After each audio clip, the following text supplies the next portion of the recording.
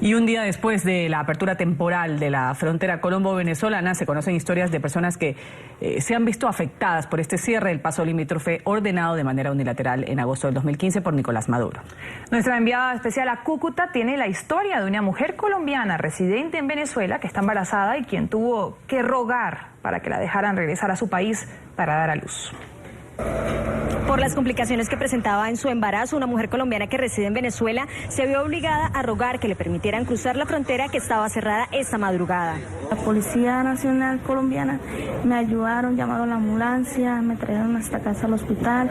Muy bien, muy agradecida por ellos. La joven de 21 años con 7 meses de embarazo presentó dolores fuertes por una infección urinaria que le provocó complicaciones en su estado de salud. Hombres de la Policía Metropolitana de Cúcuta la auxiliaron y la trasladaron al Hospital Erasmo Meos de Cúcuta. En estos casos el tratamiento tiene que ser muy rápido antes de que la infección urinaria siga haciendo sus efectos para desencadenar el trabajo de parto pretérmino. Por ahora continuará en observación médica. Los especialistas dicen que podrá continuar con el desarrollo de su embarazo.